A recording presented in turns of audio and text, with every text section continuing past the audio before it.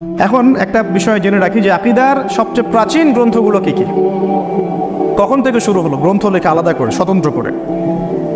আকীদার সবচেয়ে প্রাচীন গ্রন্থ লিখেছেন ইমামে আজম আবু হানিফা রাহিমাহুল্লাহ। এই নাম শুনলে অনেকে এখন মসজিদ ভাগ করে ফেলছে না, তুমি হানাফি, তুমি আহলে হাদিস, তুমি সালাফি, এই যে ডিভাইডেশন না। আকীদার সবচাইতে বিশুদ্ধ আকীদার দাবি তুলে অনেকে যে মসজিদ ভাগ করে ফেলছি, অথচ আকীদার সবচেয়ে প্রাচীন গ্রন্থ লিখেছেন কে? ইমামে আজম আবু হানিফা রাহিমাহুল্লাহ। বইটার নাম হচ্ছে আল ফিকহুল আকবর। আল ফিকহুল আকবর, এটা প্রায় 150 হিজরির কাছাকাছি দিকের ঘটনা। তারপরে প্রায় এই 241 হিজরির দিকে, কত হিজরি? 241 হিজরির দিকে আকীদার আরেকটা অনবদ্য বই লিখেছিলেন আল্লামা ইমাম, উনি একজন বরেণ্য ইমাম আহমদ বিন হাম্বল রাহিমাহুল্লাহ, নাম শুনেছেন তো? তিনি প্রায় 10 লক্ষ হাদিসের হাফেজ ছিলেন। তারা ছিলেন প্রকৃত অর্থে আহলুল হাদিস, 10 লক্ষ হাদিসের হাফেজ ছিলেন। এবং তারা এমনই আহলুল হাদিস ছিলেন যে জেলখানায় জীবন কেটেছে। আর আমরা এখন এত সহি হয়ে গেছি যে আমাদের গায়ে একটা টোকাও পড়ে না, মাশাআল্লাহ। তো যে ইবনে তাইমিয়া রাহিমাহুল্লাহর কথা আমরা বলে বেড়াচ্ছি, তার জীবনের একটা বড় সময় চলে গেছে জালেমের নির্যাতন সহ্য করতে করতে। আর এখন আমরা তার নাম নিয়েই চলছি, অথচ আমার গায়ে একটা ফুলের টোকাও পড়ে না। তাহলে আইডিওলজি এবং বিষয়গুলোর ভিতরে ঢুকতে হবে, সত্যিই কি আমরা কথিত না প্রকৃত, এটাও বুঝতে হবে। এখন আহমদ বিন হাম্বল রাহিমাহুল্লাহ 241 হিজরির দিকে তিনি আস-সুন্নাহ নামে একটা আকীদার বই লিখেছেন। কি নামে? তাহলে আকীদা বোঝাতে তিনি এখানে আবার সুন্নাহ শব্দ প্রয়োগ করলেন। অনেকগুলো শব্দ পাচ্ছি আমরা, ঈমান, আকীদা, সুন্নাহ, আকীদাতুস সহিহা ইত্যাদি। এরপরে ইমাম ইয়াহইয়া আল মাদানী, একজন বরেণ্য ইমাম, ইমাম বলেন আমার সাথে, ইয়াহইয়া আল মাদানী, তিনি একজন বরেণ্য ইমাম ছিলেন। তিনি আকীদা বিষয়ে বই লিখেছিলেন আল ঈমান। বইয়ের নাম কি ছিল? আল ঈমান। এখনও হানাফি ফিকহের অনেক বরেণ্য ওলামায়ে কেরাম আছেন যারা আকীদার উপর বই লিখেছেন এই নামে, এসো ঈমান মেরামত করি, এসো আগে ঈমান শিখি, ঈমানের ইলম আগে, এরকম টাইটেল অনেক বই আছে। কিন্তু তার মানে ঈমানের চর্চা, আমরা বলি না আগে ঈমান চর্চা করি তারপর ইসলাম শিখি। ঈমানের মোজাকারা করি, মানে কি যে আকীদাগুলো ঈমানগুলো একসাথে প্রয়োগ করা হয়, একই পরিভাষায় বোঝানো হয়। তারপরে ইমাম ইবনে জারির তাবারি রাহিমাহুল্লাহ, তিনি একজন বরেণ্য আলেম ছিলেন, প্রায় 310 হিজরির দিকে ঘটনা, যে তিনি একটা বই লিখেছিলেন, সেটা হচ্ছে সহিহুস সুন্নাহ। কি নাম? সহিহুস সুন্নাহ। তাহলে এখানে আবার সহি শব্দটা আনতে হলো, তার মানে ওই সময় অনেক ফিতনা মাথা চাড়া দিয়ে উঠেছিল, এই কারণে সহি শব্দটাকে আলাদা করে আনতে হয়েছে।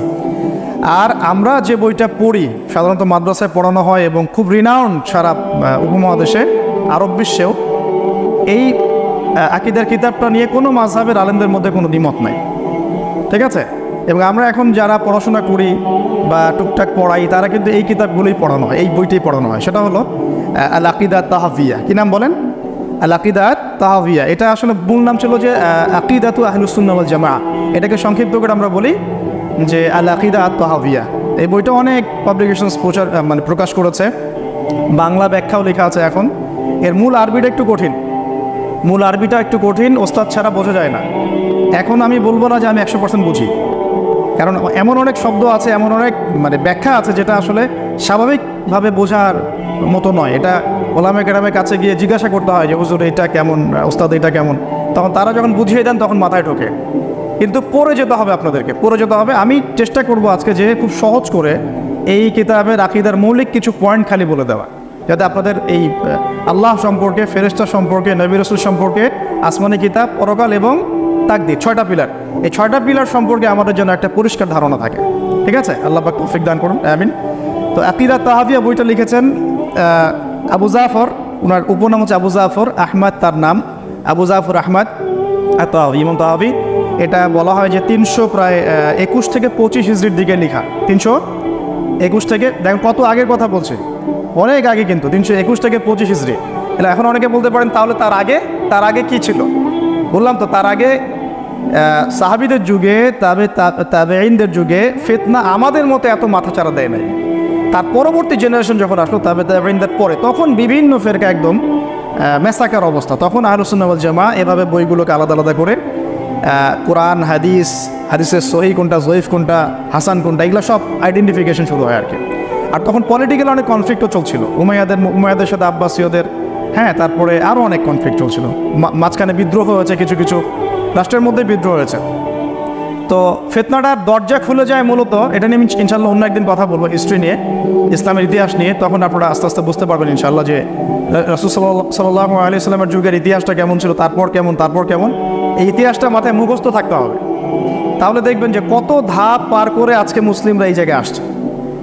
কত শত বিদ্রোহ, যুদ্ধ, বিগ্রহ, তারপরে সংস্কার ধর্মী আন্দোলন, কত কিছু হয়েছে এই উম্মায়, এটা আমাদের মাথাতেই নাই। আমরা তো মনে করি যে এখন রেডিমেড ইসলাম পেয়ে গেছে, ঠিক আছে। তো ওই সময়টাতে এরকম অনেক পলিটিক্যাল কনফ্লিক্ট ছিল, তারপর ধর্মতাত্ত্বিক মানে ইলমি মোনাজারা হতো, পশ্চিমাদের থেকে অনেক দর্শন ঢুকে গেছিল, গ্রিকদের দর্শন ঢুকে গিয়েছিল, হ্যাঁ, তারপরে পার্সিয়ান মানে এই যে ফুরসের লোকরা যারা অগ্নিপূজারী, তাদের দর্শন ঢুকে গিয়েছিল।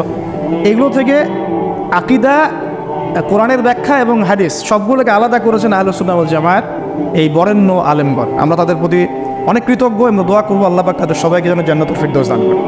যদি তারা এই মেহনতটা না করতেন তাহলে আজকে কিন্তু আমরা এই মানে সংস্কার ধর্মী ইসলামটা পেতাম না। তো এই মেহনতের একটা বড় দাবিদার হচ্ছে আবু হানিফা রাহিমাহুল্লাহ।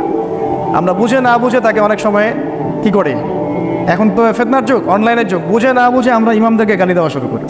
এই সংস্কারের অন্যতম একজন মানুষ হচ্ছেন ইমাম আহমদ বিন হাম্বল রাহিমাহুল্লাহ, ইমাম মালিক রাহিমাহুল্লাহ, ইমাম শাফিঈ রাহিমাহুল্লাহ, আরও অনেক ইমাম ছিলেন, কিন্তু প্রসিদ্ধি পেয়েছে সবচেয়ে বেশি এই চারটা মাযহাব আর কি। এখন তো মাযহাবের আলাপই করা বন্ধ করে দিয়েছে।